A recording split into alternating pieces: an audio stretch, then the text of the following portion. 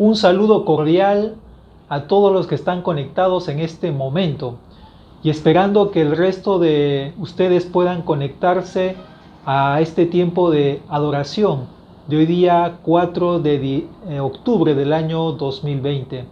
Como siempre, vamos a leer una pequeña porción de la Escritura para luego orar y dar paso a las alabanzas. Nuestra lectura de hoy va a estar en el libro de Colosenses, en el capítulo 3, versículos 12 y 13. Vestíos pues como escogidos de Dios, santos y amados, de entrañable misericordia, de benignidad, de humildad, de mansedumbre, de paciencia, soportándoos unos a otros y perdonándoos unos a otros, si alguno tuviere queja contra otro. De la manera que Cristo os perdonó, así también hacedlo vosotros. Oremos. Padre, por tu gracia y misericordia hemos experimentado tu perdón en la persona de tu Hijo Jesucristo. Y es tu exigencia el que nosotros podamos soportar y perdonar a los demás cuando nos ofenden, cuando nos maltratan. Señor, dótanos, oh Dios, de misericordia, de benignidad, de humildad, de mansedumbre, de paciencia para poder hacerlo. Tú nos pides que nos vistamos de estas virtudes para que podamos soportar y perdonar. Sin ti, Señor, no lo podemos hacer. Si no lo hemos estado haciendo, perdónanos y permítenos entrar en este tiempo de adoración en tu presencia con un corazón limpio por el sacrificio de tu Hijo Jesucristo. Padre, acepta la ofrenda de nuestros labios en este momento. En el nombre de Jesús te lo pedimos. Amén. Muy bien, y ahora cantemos al Señor con gozo y alegría.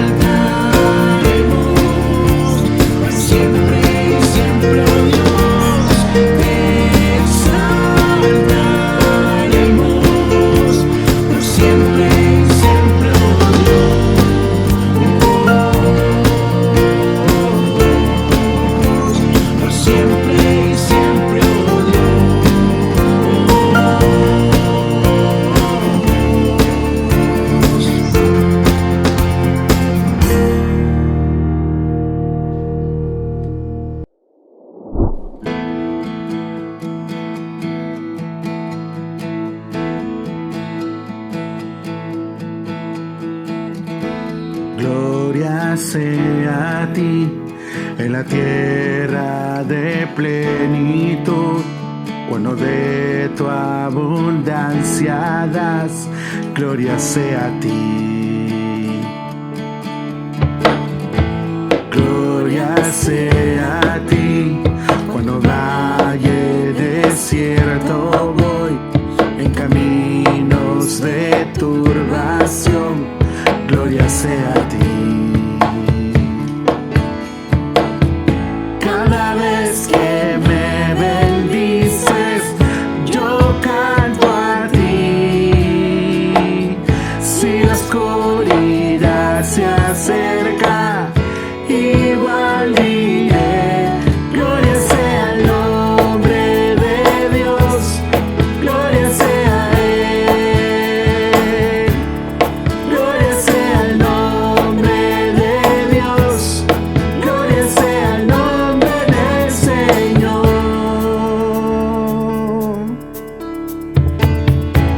Gloria sea a ti cuando el sol brilla sobre mí, cuando todo es ideal, gloria sea a ti.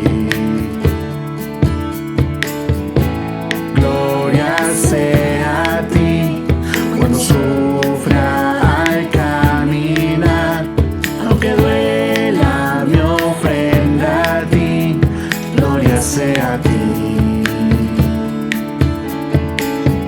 Cada vez que me bendices, yo canto a ti.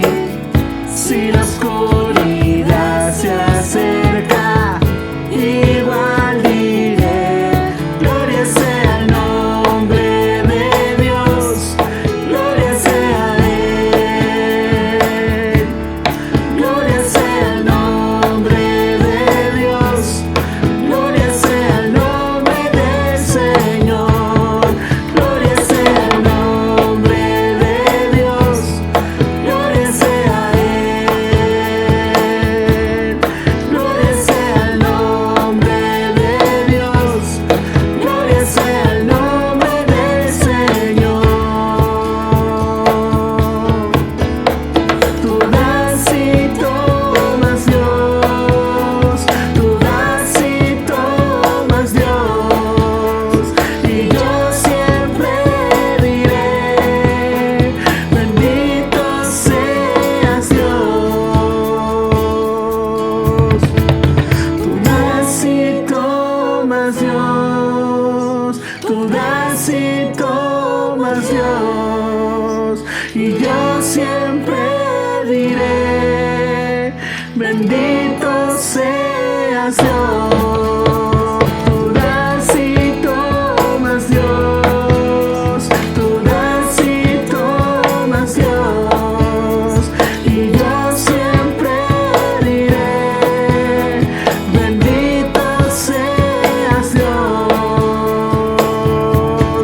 Gloria sea el nombre de Dios, gloria sea a Él, gloria sea el nombre de Dios, gloria sea el nombre del Señor, gloria sea el nombre de Dios, gloria sea a Él, gloria sea el nombre de Dios, gloria sea el nombre del Señor.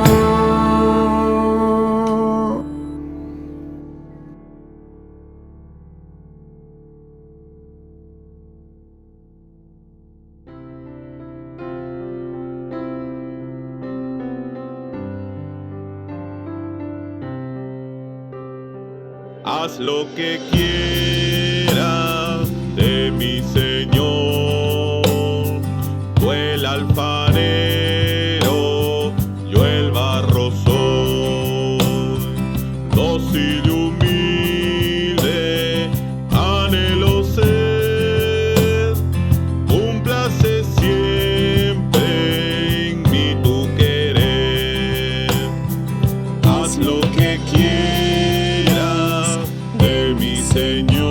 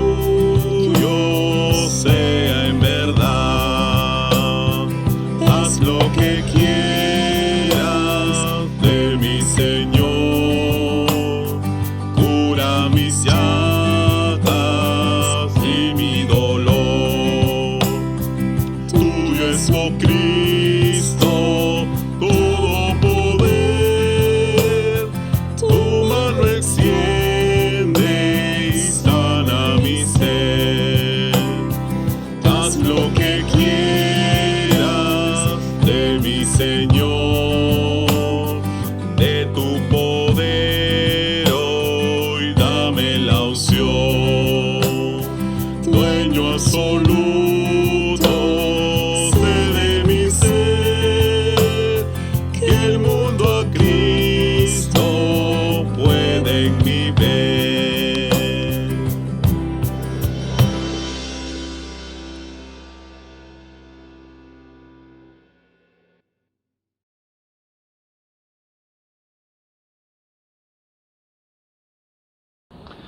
Por su traducción del Cantar de los Cantares al castellano, Fray Luis de León fue denunciado por el catedrático León de Castro y el dominico Bartolomé de Medina ante el Tribunal del Santo Oficio de la Inquisición. Por esta acusación fue encarcelado durante casi 4 años y retirado de su cátedra de escritura en la Universidad de Salamanca. Tras salir de la cárcel, siendo absuelto de sus acusaciones después de una prolija defensa, la Santa Inquisición le reconoció el derecho de volver a su cátedra de escritura, pero renunció a ella en favor del padre Castillo, quien la venía desempeñando desde su encarcelamiento. Por lo que el claustro tuvo que entregarle la de teología. Fray Luis acostumbraba en su docencia a resumir las lecciones explicadas de la clase anterior, y cuando volvió a su nueva cátedra en la universidad, retomó sus lecciones con esta frase: decíamos ayer, como si sus 4 años de prisión no hubieran transcurrido. Cuando todos esperaban que sus primeras palabras fueran de acusación contra sus enemigos, pronunció la frase antes citada: decíamos ayer, frase que denotaba el olvido y perdón hacia sus enemigos y la grandeza de su alma. En nuestra serie de sermones sobre las características del nuevo hombre, hoy día aprenderemos que éste actúa con bondad hacia los demás. Leamos el texto en la carta de Efesios que nos enseña esto. Capítulo 4, versículos 31 y 32. Quítense de vosotros toda amargura, enojo, ira, gritería y maledicencia, y toda malicia. Antes, sed benignos unos con otros, misericordiosos, perdonándoos unos a otros, como Dios también os perdonó a vosotros en Cristo. Hay pecados que rompen la comunión fraternal y destruyen las relaciones personales, debilitan la iglesia y destruyen el testimonio de un discípulo de Cristo. Este tipo de pecados producen el conflicto entre una persona y otra. Por esa razón, Pablo nos pide: quítense de vosotros toda amargura, enojo, ira, gritería y maledicencia y toda malicia. El énfasis del apóstol está en la responsabilidad que tenemos los creyentes a la hora de actuar. Todas las palabras que se consignan aquí pretenden expresar hostilidad y acciones que destruyen las relaciones humanas. La amargura es la disposición de una persona que guarda resentimiento contra su prójimo, cuyo corazón es como una flecha puntiaguda y su lengua como una navaja afilada, por lo que está siempre pronto a perder los estribos con actitudes y respuestas que clavan o punzan. El enojo es un fuerte ímpetu de discordia con otra persona que se expresa por medio del estallido provocador, la protesta acalorada. La ira, por su lado, es la indignación que domina a una persona cuando el corazón cruje como un horno que arde y que se manifiesta por la rabia descontrolada que se deja llevar por la exasperación del momento. La gritería es la explosión violenta de una persona fuera de sí que comienza a gritar, vociferar e increpar a otros. La maledicencia, que en el griego es blasfemia, es el lenguaje ofensivo o la difamación continua que se lanza contra el prójimo como resultado de un corazón amargado. Y por último, Pablo menciona el término malicia, que es la perversa inclinación del pensamiento o disposición de una persona que se deleita en infligir daño al prójimo. La palabra malicia puede ser la más importante de este grupo de palabras, puesto que sintetiza la hostilidad que describen los otros términos. Todas estas cosas, dice Pablo, deben ser quitadas de nosotros, desarraigadas por completo. El contraste entre la descripción de este versículo 31 y el llamamiento que ha recibido el cristiano al inicio del capítulo 4 es muy sorprendente. Leamos el versículo 2 y 3 del capítulo 4. Con toda humildad y mansedumbre, soportándoos con paciencia, los unos a los otros en amor, solícitos en guardar la unidad del Espíritu en el vínculo de la paz. Vivimos en un mundo hostil. Todos nosotros tenemos temor de la violencia o de los malos tratos, de modo que tendemos a estar en una actitud vigilante, cuidadosos de cada uno de nuestros derechos. Todos hemos sufrido alguna forma de abuso, y esto hace que seamos agresivos en la defensa de lo nuestro, o que hayamos sido tan heridos que nos venguemos en otras personas. Los abusos, atropellos y fallos que tienen lugar en todas nuestras instituciones y organizaciones públicas o privadas nos motivan a la hostilidad y a la ironía. La ironía es muchas veces un mecanismo de defensa contra la demencia que hay en este mundo y una forma de hacerle frente. Sin embargo, es también un pecado, puesto que denigra a otras personas y cierra muchas posibilidades de buenos tratos. El principal lugar en que aparecen la hostilidad y la ironía es en nuestras familias, nuestros hogares. Y la implicación es que quienes son más cercanos a nosotros son responsables de nuestros problemas. Queremos culparles a ellos. No han sabido resolverlos o son fáciles objetivos de nuestra venganza. Allí donde las familias están marcadas por la amargura, la ira, los gritos o peor, la violencia física, nadie puede dar testimonio de la fe cristiana. Por regla general, nuestra ira es una respuesta a cosas pequeñas que realmente carecen de importancia. Y puesto que la ira representa una decisión de expresar nuestro disgusto donde no hay temor, donde nos sentimos cómodos, la ira se dirige casi siempre contra alguien que no tiene nada que ver con la cuestión. Por regla general, las víctimas de nuestra ira no son su causa. Suelen ser personas que están presentes y no suponen ninguna amenaza, como mujeres, niños o personas que no poseen poder alguno. Precisamente aquellos a quienes tendríamos que garantizarles la seguridad. A diferencia de la amargura y la malicia que se mencionan en este versículo 31, el apóstol Pablo solicita que procedamos con benignidad. Pablo demanda de nosotros misericordia y perdón. Leámoslo. 4:32. Antes, sed benignos unos con otros, misericordiosos, perdonándoos unos a otros, como Dios también os perdonó a vosotros en Cristo.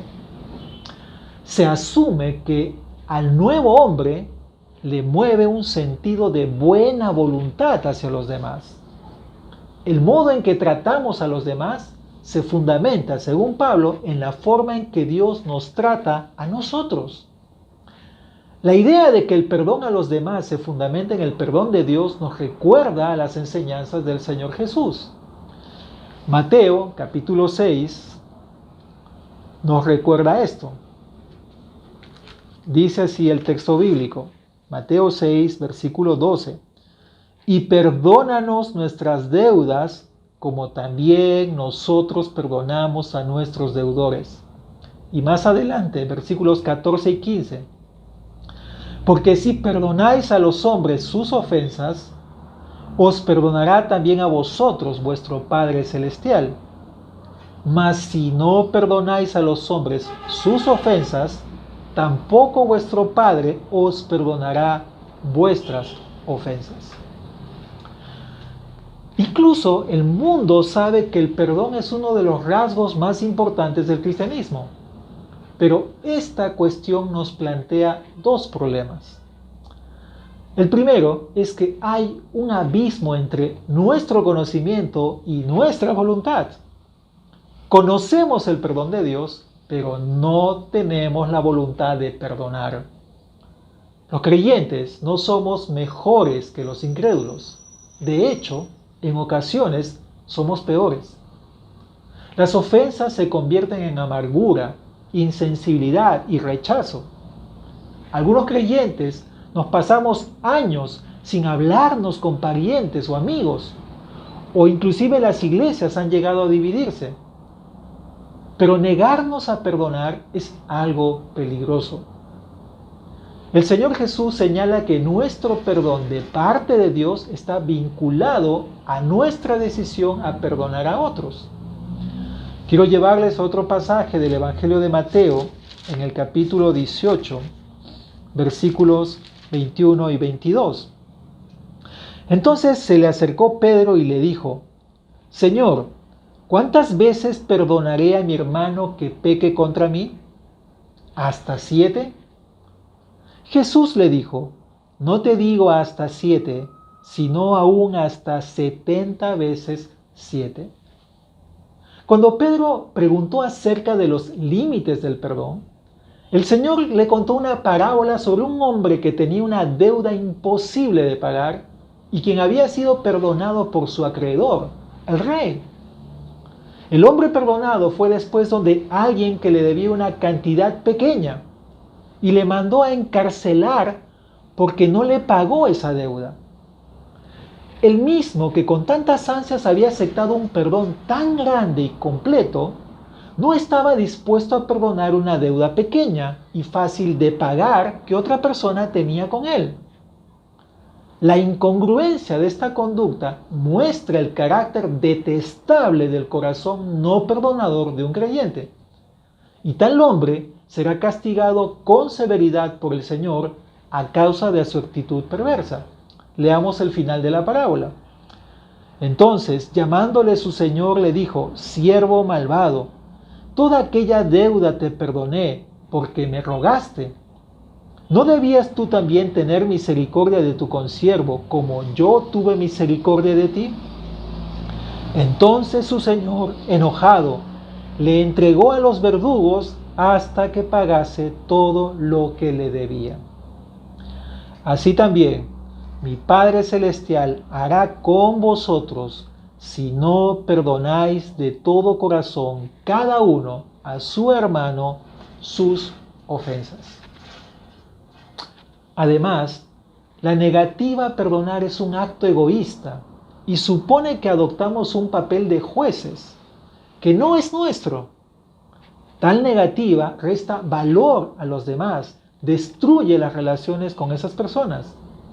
Con todo, cuando adoptamos esa actitud no perdonadora, somos nosotros mismos quienes nos desvalorizamos.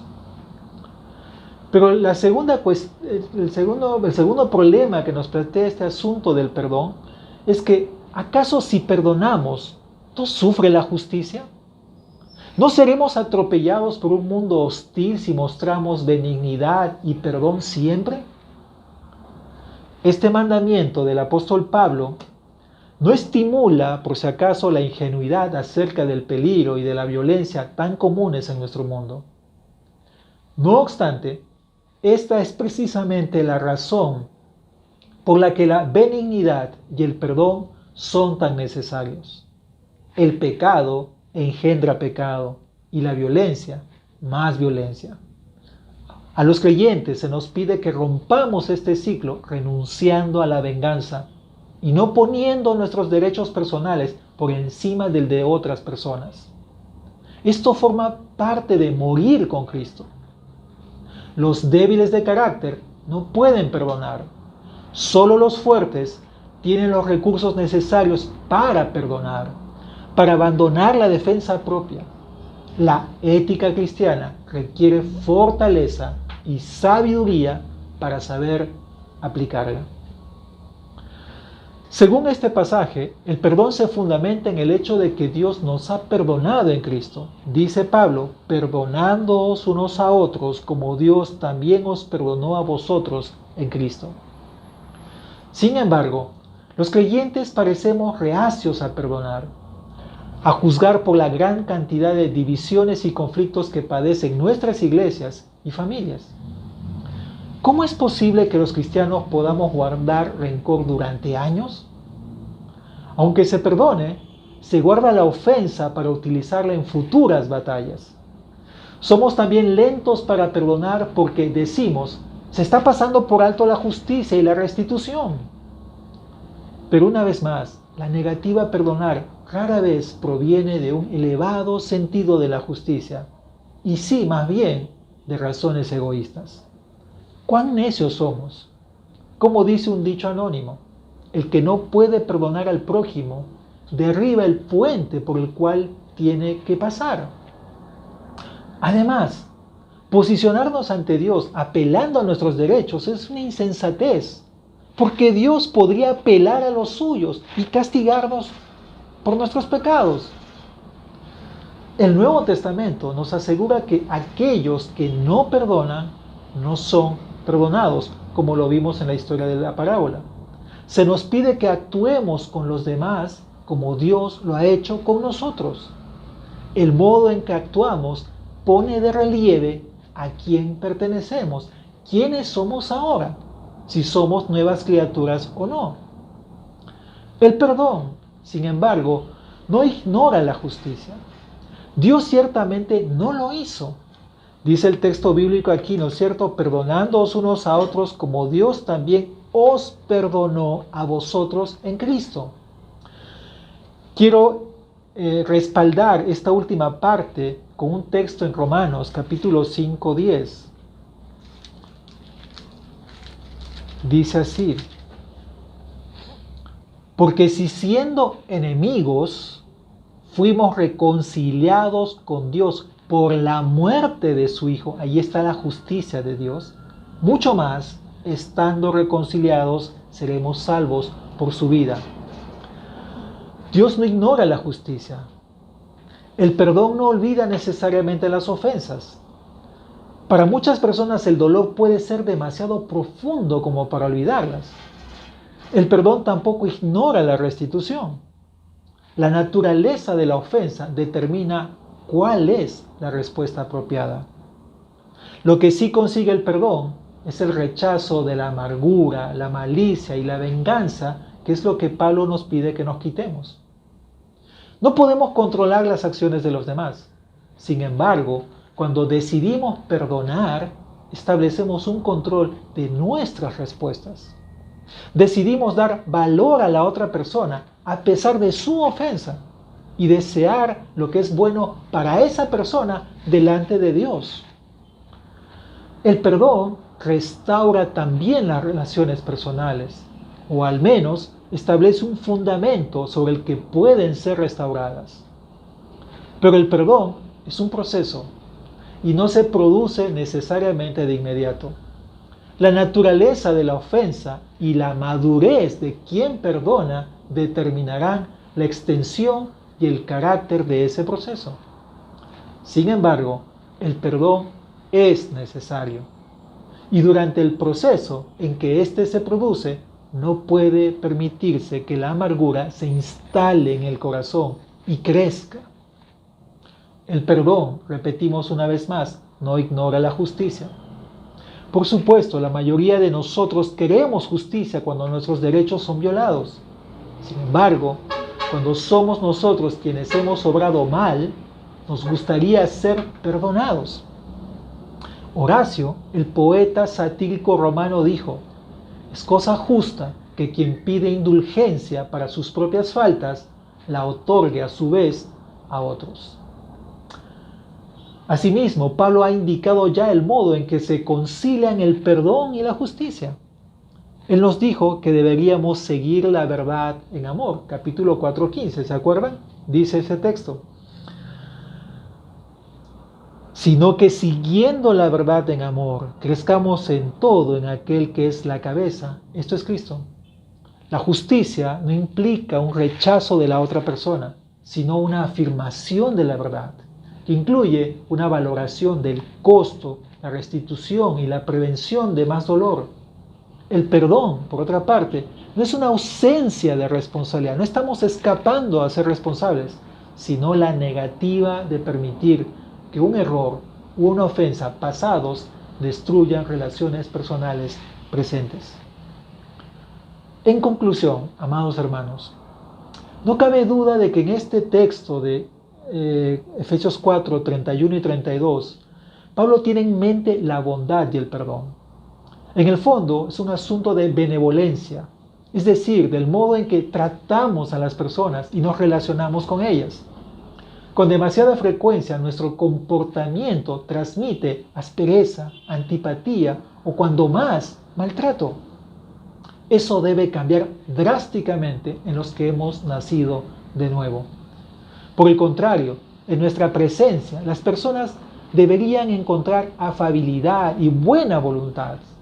Deberían saber que en la iglesia van a estar seguros y que van a tener la ayuda suficiente para sus necesidades y problemas. El cuerpo de Cristo está formado por personas que han cambiado la hostilidad por amabilidad. Los discípulos de Cristo somos personas que, lejos de destruir, edificamos vidas. Oramos. Padre, tú nos pides en esta mañana que debemos quitar de nuestros corazones la amargura, el enojo, la ira, la gritería, la maledicencia y en forma general la malicia. Padre, por el contrario, deberíamos ser más bien benignos, misericordiosos, perdonar a otros como Dios nos perdonó a nosotros en Cristo. Padre, debemos admitir que muchos de nosotros no estamos practicando esto y te suplicamos tu perdón, Señor. Tomando en cuenta la historia de la parábola de Jesús, ayúdanos, Señor, a correr inmediatamente, a arreglar nuestras cuentas con aquellos que nos han ofendido, Señor, que nos han afectado, que nos han dañado.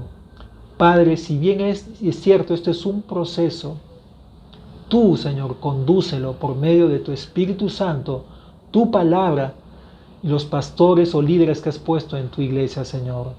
Padre, tú conoces cada situación personal, cada situación familiar, cada situación eclesial. Te rogamos que obres para la gloria de tu santo nombre y el de tu Hijo Jesucristo. Amén. Bendiciones. Como es costumbre en nuestra iglesia, cada primer domingo del mes celebramos la Santa Cena. Y quiero leer una porción de 1 Corintios, capítulo 11, que nos recuerda este acto tan sublime. Dice: porque yo recibí del Señor lo que también os he enseñado, que el Señor Jesús, la noche que fue entregado, tomó pan, y habiendo dado gracias, lo partió y dijo: tomad, comed, esto es mi cuerpo que por vosotros es partido. Haced esto en memoria de mí. Participemos del pan que tienen en vuestras casas.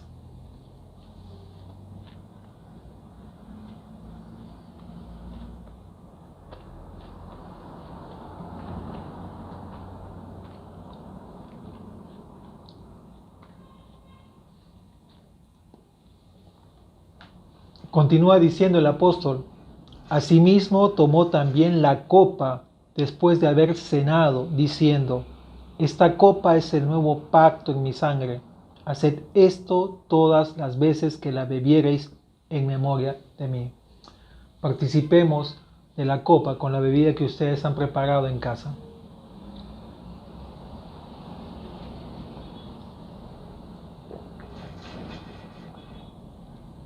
Pablo concluye: así pues, todas las veces que comiereis este pan y bebiereis esta copa, la muerte del Señor anunciáis hasta que Él venga. Sí, Señor, con esta sencilla ceremonia nosotros recordamos que Jesucristo murió en la cruz por nuestros pecados para redimirnos de la muerte eterna y llevarnos a tu presencia, hacernos aceptos en tu presencia, hacernos parte de tu pueblo y de recibir una herencia, como herencia un cielo nuevo y una tierra nueva. Y celebramos esta Santa Cena para mostrar que Jesucristo volverá por segunda vez. Deseamos que Jesucristo venga por nosotros. Amén. Gracias por acompañarnos hasta el final de nuestro servicio de adoración. Como siempre, si este mensaje ha sido útil para su vida, compártalo en sus redes sociales. Y queremos dar solamente un anuncio. Queremos enfatizar una campaña de donación de sangre que la Iglesia, Alianza Cristiana y Misionera del Perú, en conjunto con Pronaevas, el Programa Nacional de Hemoterapia y Banco de Sangre, están organizando. Esta campaña se denomina Paz y Vida en medio de la pandemia y va a realizarse aquí en nuestra iglesia el día 7 de noviembre. La idea es donar sangre para que más de 1000 niños y pacientes oncológicos puedan ser beneficiados con las donaciones de sangre. Las personas interesadas en participar de esta campaña, por favor, comuníquense al celular de nuestra iglesia. Más información va a aparecer en nuestras redes sociales. Muy agradecidos y que el Señor les bendiga en esta semana nueva y Dios mediante nos veremos la próxima.